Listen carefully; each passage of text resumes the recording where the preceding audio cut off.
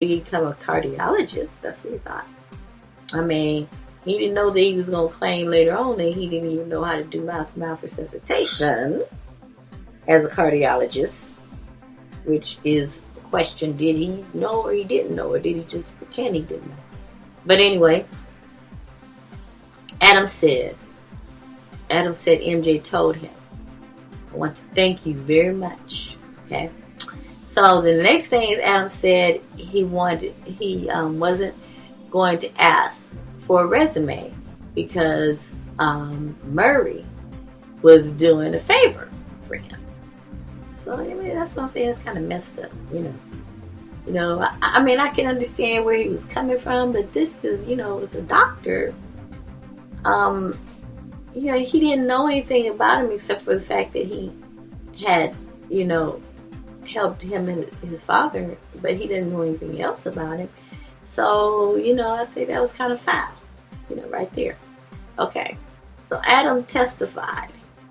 He would come over to the house and see Dr. Murray there sometimes after that, but he doesn't know how the relationship went between Michael and Dr. Murray. Did you ever feel that Dr. Murray tried to hide his interactions with MJ? And the answer is no. And Adam said he only saw Mr. Jackson, meaning Mr. Joe Jackson, and Randy Jackson come to the house one time while he was there, and I think this was in Vegas. I think that this was happening in Vegas. Okay, so after Michael died, he asked Murray about, what was he going to do, and Murray, never offered anything about what was the cause of Michael's death. Dr. Murray told Adams that he was going to need a lawyer. Let me go back up and fill in a couple more spots here. Adams was working for Dr. Murray as a favor or something like that. So let me go back over this part. After Adams said he worked as a personal security for an attorney in Las Vegas, Adams testified he traveled with Dr. Murray everywhere. He wasn't paid as his security, but I was his security, he said. It was just understood that I'd be. There was no contract or anything of that nature, and it wasn't a job. I started with Dr. Murray the day after Michael Jackson passed, Adams explained. At that point, didn't you work for MJ? I didn't officially work for MJ.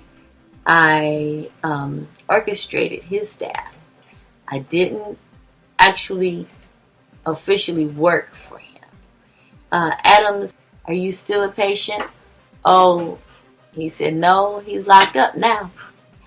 Okay, the day after MJ passed, I called Dr. Murray. He was in California, and I asked him, was it true what I was hearing? He said, yes. Adams said I asked him if he was okay and if he needed me. And he said, yes. He would need him. And at that time, my father told me to go to him. Adams said Murray told him he needed help because MJ had passed. I told him he had taken care of my father and me, and that I'd be there by his side in this situation until it was completed, Adams recalled. And we went to eat together. We went to movies together. We went to criminal proceedings together, meetings, lawyers. We took walks together. Adams also traveled with Murray to Las Vegas, Houston, San Diego, Philadelphia, Boston, and Miami. Adams said Dr. Murray's pastor in Houston was also a patient, and as well as a number of other pastors and people he went to church with. Adams stayed in Dr. Murray's office when he was in Vegas and Houston seeing patients. Adams learned through TV reports that Michael Jackson had died. He called Murray, who was in Santa Monica. He traveled to Los Angeles the next morning. I made statements to you, but I made statements, but he never discussed with me how Michael passed. I wonder why. Adams recalls, he never clarified anything with me. We lived together. We had an apartment together. We did everything together, Adams said. Adams went everywhere with Dr. Murray, from the day after MJ's death to Murray's criminal conviction. The last time Adams spoke with Dr. Murray was the day after he was convicted. Adams was with the doctor in his unofficial position during the criminal trial. So the jury heard from the security guard. Adams said Dr. Murray never described what kind of treatment he was engaged in with MJ.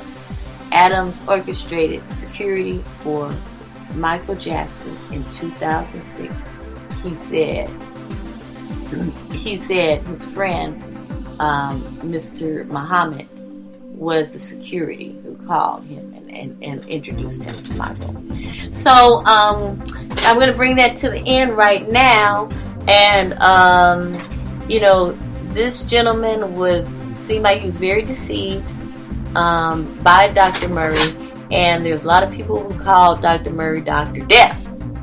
So in Houston. So, especially a lot of African American people, they said he did a lot of things that was not correct, and he hurt a lot of people, but he deceived a lot of people too. And so therefore it's not hard to see how he deceived Michael, and Michael got a good reference from this man, and he deceived a lot of people that's out there. And even now they're still feeling sorry for him. He keeps on calling people and leaving messages from jail, just like he's just right around the corner. He's getting ready for his book signing, and a lot of people believe that he's being paid off while he's in jail. So anyway, you guys write and tell me what you think. Okay? All right. Well, thank you. I want you to know I love you more, and God's peace, Jesus' peace, because without Jesus there is no peace. And everybody at home, just say, Jesus is Lord. I love you. Bye-bye. Talk to you next time. God bless. Oh my God. Okay, yeah. If you heard a bunch of noise in the background, that was just my family coming back. Okay, thanks. Bye-bye.